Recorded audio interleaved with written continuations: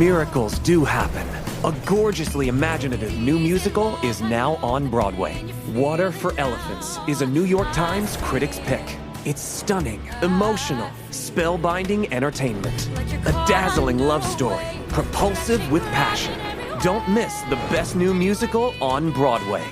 Water for Elephants. Get tickets now at telecharge.com and choose the ride.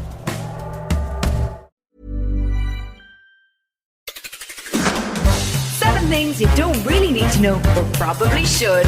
I'm Ciara Revan, and this is the Sunday 7. On this week's award-winning Sunday 7, we investigate the mysterious life cycle of the cicada. We hear what life is like in space, discover what's going on in a real-life Jurassic Park, and unravel the mystery of the Dubai floods. If you're enjoying this episode, please do like and follow, or maybe even leave a review. But first, on this day, way back in 1972, Apollo 16 astronauts landed for a fifth manned mission to the moon's surface.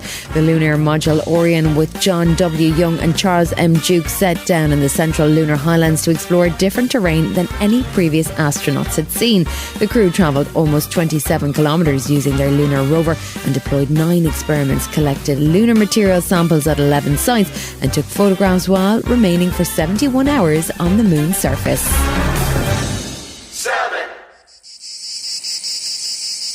That's the sound of cicadas, an insect mainly found in North America that has some very peculiar habits. Starting around now and running until June, trillions of these little insects are due to emerge from hibernation across 17 US states. The insects have a peculiar life cycle, and this year sees 2 distinct broods, Brood 9 and Brood 13, emerge at the same time. That has caused a social media frenzy. There will be a record amount of bugs bursting from the ground in the next few months. There are these massive, loud bugs that fly everywhere. If I see one, I'm not going outside. The so-called periodical cicadas, which tend to emerge in either 13 or 17-year cycles, are both emerging at the same time, and the combined sound of the bugs can sound as loud as a jet engine. Saad Bahamia is a professor at the Georgia Tech School of Engineering. This year we're going to get 2 broods that are going to emerge at the same time. Multiply by 100, 1,000. We're going to get trillions of these amazing living organisms come out of the earth. I think we get to appreciate, this fragile planet we cohabitat with. So many beautiful systems, small but a lot in number, and so much we don't know yet. The last time 2 broods emerged to breed at the same time was 1803. The bugs look a lot like locusts but have distinctive red eyes. They'll remain above ground for about 4 weeks, mate and lay eggs. Once the eggs hatch, the adult cicadas die off and the new hatchlings burrow back into the ground. Scientists are looking forward to the rare occurrence as an opportunity to study the insects in greater detail. And Dr. Sammy Ramsey is an Endowed Professor of Entomology at the University of Colorado, and he says it's a unique event but nothing to be concerned about.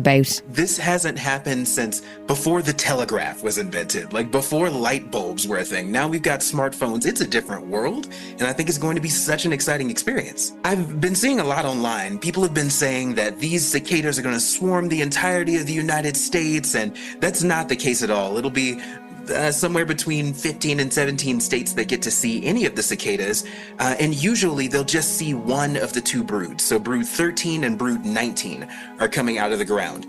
But there's only really just 2 states where we'll see both cicada broods at the same time. They're going to get a double whammy, and you can believe I will be traveling to either Iowa or Illinois to get to see this in person.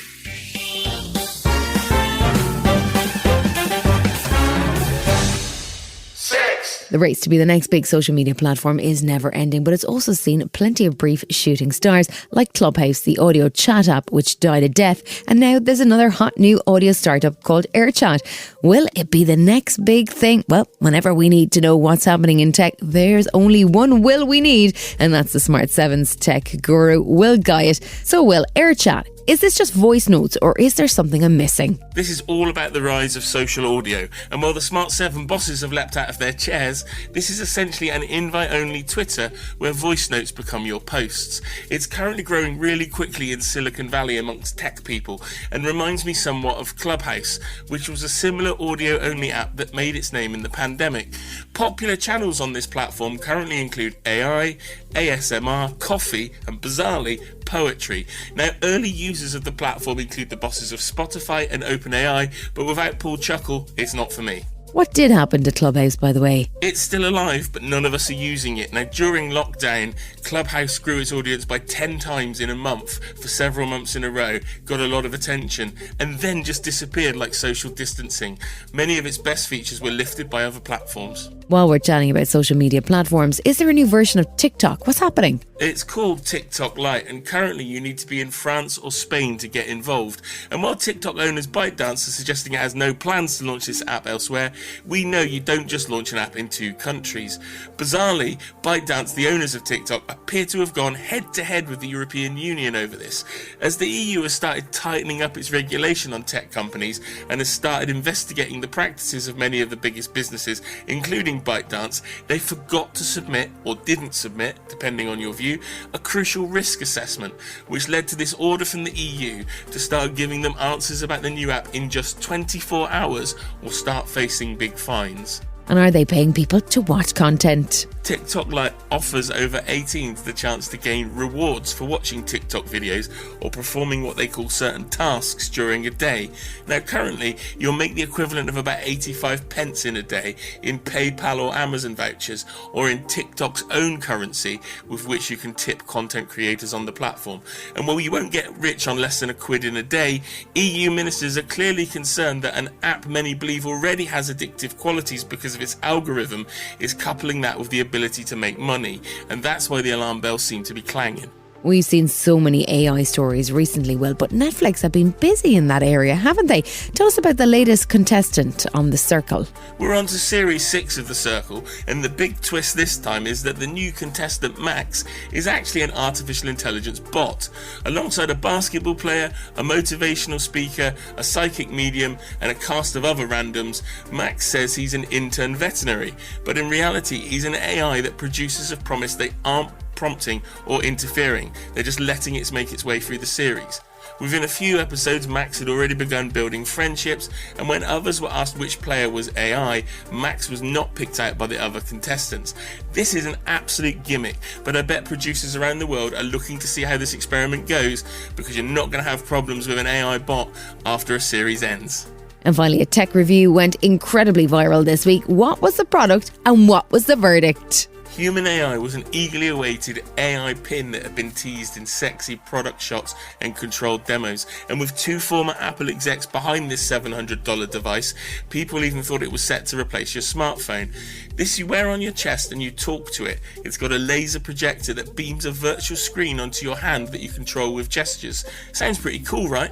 Well, sadly, as tech reviewers started getting hold of the item at the start of the week, this much hyped device proved about as useful as a chocolate teapot, with the most positive reviews suggesting that it was a promising mess, while others pointed out it was currently the solution to none of technology's problems, including the fact that asking this AI pin for information about something in front of you took even longer to get an answer than getting your smartphone out of your pocket and asking that. Some are now suggesting that this much hyped device is dead on arrival. Still to come on the Sunday 7, an astronaut returns for Tales of Space and Jurassic Park comes to life.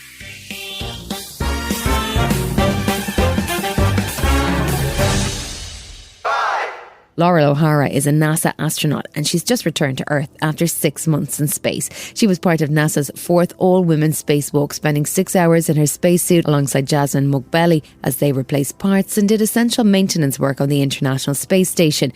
She sat down this week for a press conference to give more insight into what life is like in space and on the station, and she said it takes some time to get used to being in a zero-gravity environment. All of our training, there's a top and a bottom and a left and a right.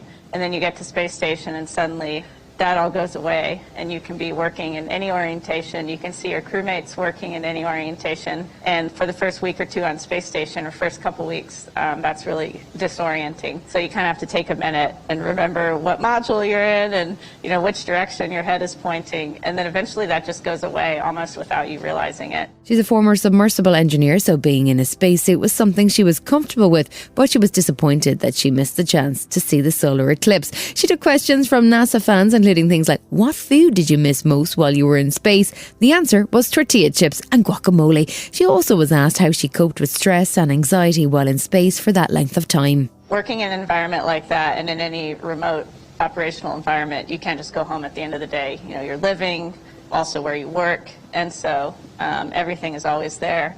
But for me, exercise, I think for a lot of us, is a good way to kind of decompress. Like that was 2.5 hours every day where you could just put on headphones and listen to music or read something while you do cardio and lift weights. I also popped into cupola, like I said, all the time. That was an awesome way to relax, with or without music, with or without friends. It was just nice to kind of get to hang out and see Earth and see whatever was going on down there. Longer missions on the space station are at least in part intended to prepare for NASA's long-ranger missions, which will see astronauts headed for Mars. In the meantime, Project Artemis is due to see more moon landings, and NASA is working away on improving the tech available on the lunar surface.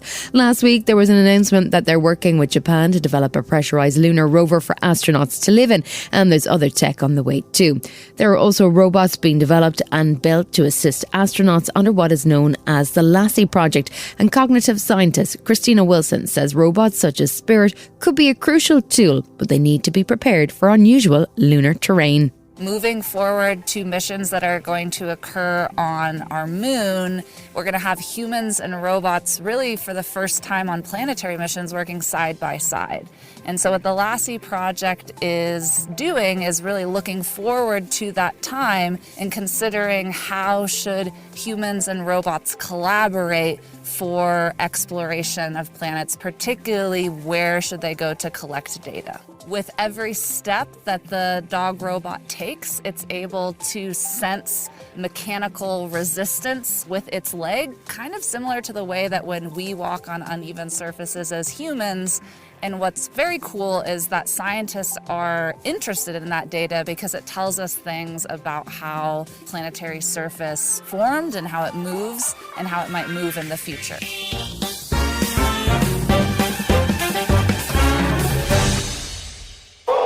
We've all seen Jurassic Park at this stage, right? The scientists who bring back dinosaurs based on extracting DNA samples and what we might call mixed results. Well, it might not be something for the movies. Real-life scientists are busy working on a plan to bring back the extinct Tasmanian tiger, using DNA samples to reconstruct the thylacine to give it its proper name and bring it back to life. The dog-sized tiger, striped marsupial, is a native of Tasmania, but was accused of killing sheep and chickens and hunted to extinction in the early 1900s.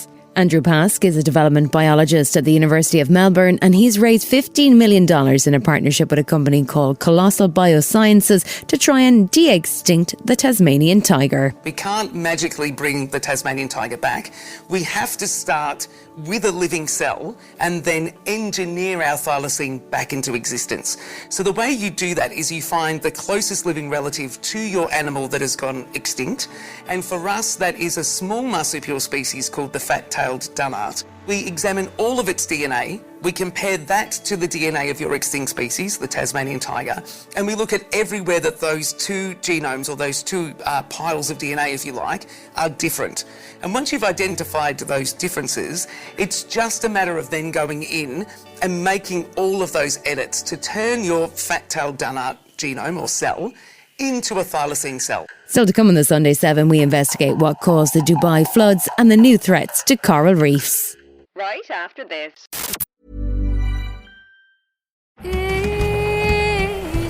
Miracles do happen. A gorgeously imaginative new musical is now on Broadway. Water for Elephants is a New York Times critic's pick. It's stunning, emotional, spellbinding entertainment. A dazzling love story, propulsive with passion. Don't miss the best new musical on Broadway. Water for Elephants. Get tickets now at telecharge.com and choose the ride. Welcome back.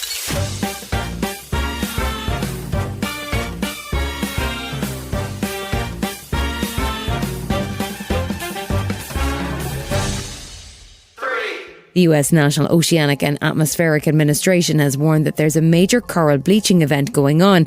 It's the 4th record event, but it's the 2nd in just 10 years. Coral bleaching occurs when coral becomes stressed and expel the algae that gives them colour.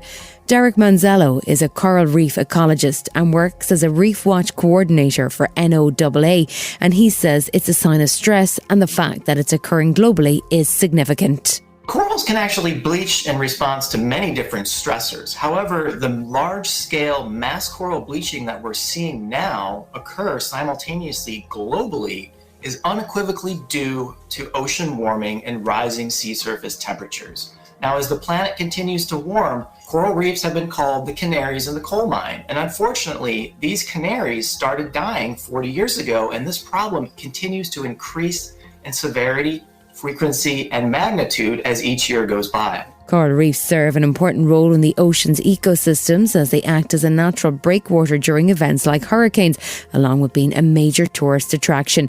They're essentially the rainforest of the sea because of the number of animal species that shelter in their ecosystem. In the Philippines, there's a project underway aimed at repairing coral reefs and addressing damage by man by placing damaged coral in nurseries.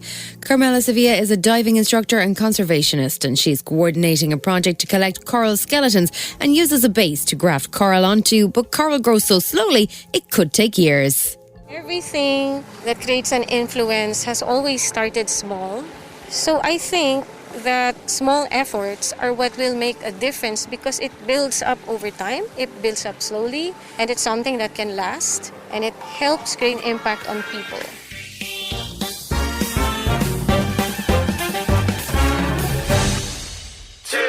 This week saw dramatic footage of incredible rainfall in Dubai. The desert city usually only gets about 100 millimetres of rain in a year, but this week almost 250 millimetres fell in just 24 hours. It caused chaos with roads flooded and the airport forced to close after water blocked the runways. 20 people died in Oman following the flash flooding and one in the UAE following the largest rainfall event since records began. Dubai Airport CEO Paul Griffiths says the country has never seen anything like it. I have to say that this is unprecedented and uncharted territory for us.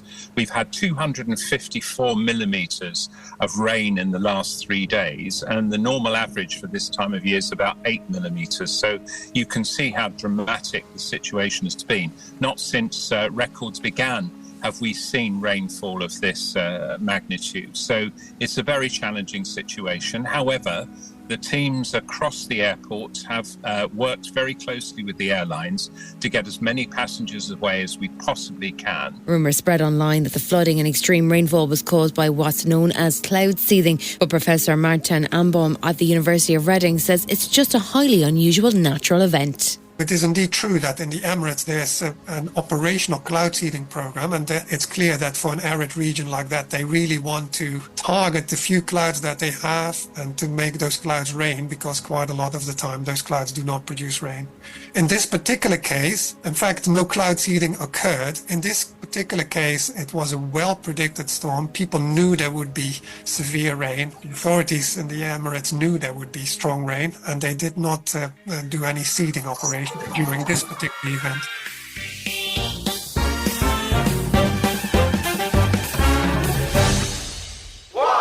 There was good news at San Diego Zoo this week as they welcomed their 250th California condor chick. The California condor is a critically endangered species, with the US Fish and Wildlife Service estimating that there are only about 560 left in the world at the end of 2022.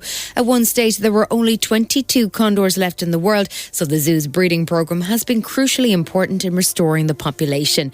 Nora Willis is a senior wildlife care specialist at the San Diego Zoo Wildlife Alliance. So this hatch will be our first hatch of the season, and it's going to be the 250th chick to hatch here at the San Diego Zoo Safari Park, which is significant for us as an organization and also for the Condor Recovery Program as well. This chick will go back to its parents, who are Ho-Ho and Maxway, who are currently sitting on a dummy egg right now, incubating that. Once we give it back to Ho-Ho and Maxway, they're going to take it from there.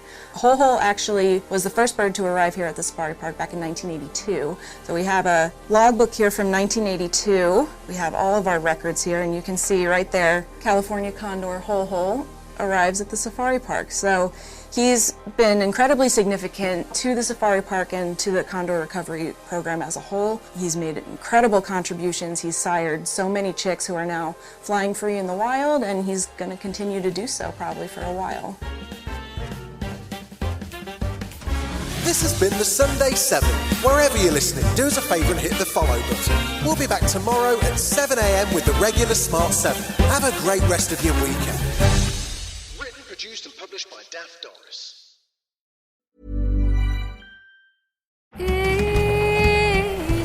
Miracles do happen. A gorgeously imaginative new musical is now on Broadway. Water for Elephants is a New York Times Critics' Pick. It's stunning, emotional, spellbinding entertainment. A dazzling love story, propulsive with passion. Don't miss the best new musical on Broadway. Water for Elephants. Get tickets now at telecharge.com and choose the ride.